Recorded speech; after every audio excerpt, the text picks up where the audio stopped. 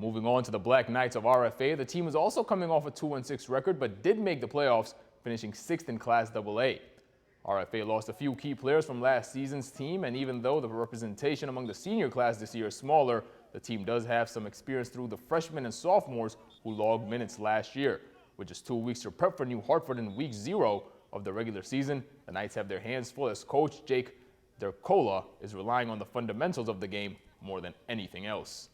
Everyone wants to play more games. You know, now we get to play 8 regular season games, which is nice, but you have 2 weeks to get ready for it, and you have to have everything in by that first game, or at least your special teams, your defense, offense. So it's a lot of different things that you got to think of ahead of time and prepare and plan out accordingly, and you're not going to have everything in by that first game. So a lot of it might just come down to like fundamentals. How well are we going to block? How well are we going to tackle? Well, COVID did affect my high school. You know, I feel like it just kind of like that.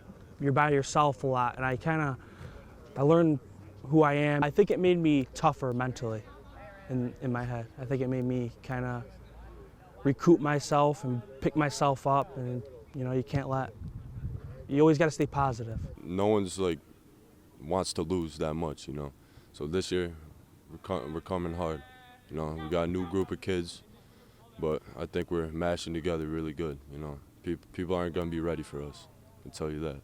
Senior year is definitely, it's tough because it's your last year, but you know, you just don't try to think about it. You just want to have fun out here, and then, like, thinking about it makes you a little sad inside. Our younger guys actually got a lot of playing time last year as 10th graders, even 9th graders or so they're getting that experience, and putting those two together, we should be a good combination. Our quarterback is back. He's only a junior. Last year he was a sophomore, and he throws the ball very well, so we can spread the ball across the field, so teams will have to cover the whole field. So we got some athletes out there that we can get the ball in space to, and then even some of our running backs are developing very nicely. Even though we lost our Thunder and Lightning last year, kind of with Dayton and Neve, but with Sal being back there, he's picking up the ball very well, and he had a hard off season, and he really wants it. So I think we're going to see a balanced attack, spreading the ball out, and that would be one of our strengths, that we can, you know, put the ball anywhere on the field.